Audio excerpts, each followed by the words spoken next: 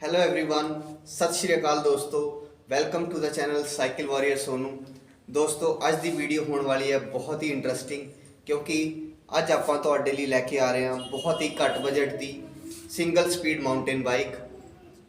Starting from colours, build quality, age group and at last price ਬਾਰੇ ਵੀ ਆਪਾਂ ਤੁਹਾਡੇ ਨਾਲ ਗੱਲ ਕਰਾਂਗੇ। ਵੀਡੀਓ ਨੂੰ ਇੰਜੋਏ ਕਰਨ ਲਈ ਲਾਸਟ ਤੱਕ ਜ਼ਰੂਰ ਦੇਖਿਓ। And please do not forget to like, subscribe my channel and share the video. So दोस्तों शुरू करते हैं आप आज दी वीडियो।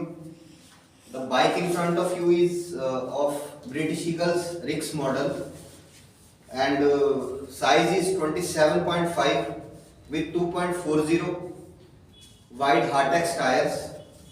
फ्रेम की गल करिए तो फ्रेम आपां नूं स्टील फ्रेम मिलता है and with vinyl stickering with a label of British Eagles which looks really very attractive। ਆਪਾਂ ਹੈਡਸੈਟ ਦੀ ਗੱਲ ਕਰੀਏ, threadless headset of Nico company installed है, wide handlebar with matching ultra soft palm grips। you get saddle post,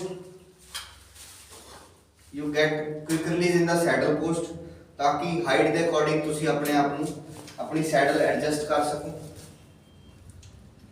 उस तो अलावा disc machine जेडे दोवें हैं, you get of trio blade and what more you get the reflectors. दोनों tyre दे विच भी reflectors हैं, front end rear reflectors you get otherwise. And आप size की गल करिए, यूजली आई एम अराउंड 5'10", तो मेरे लिए भी ये साइज कंफर्टेबल। उस तो अलावा एज ग्रुप की गल करिए तो around 11 years to 18 years and even adults लिए भी ये साइज कंफर्टेबल साइज है। One more size you get in this जो कि 26 T 2.40 same tyre size you gate.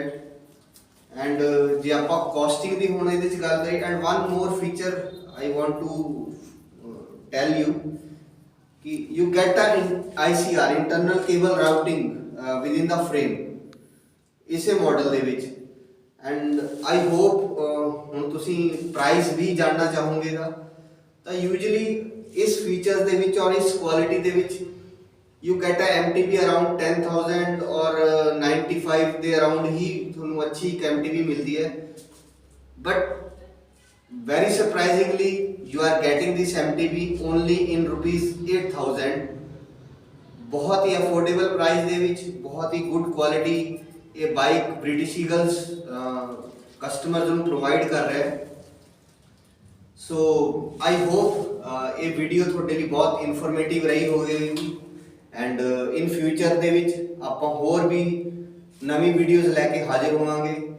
Till then stay fit, stay healthy, keep pedalling, keep riding. Bye.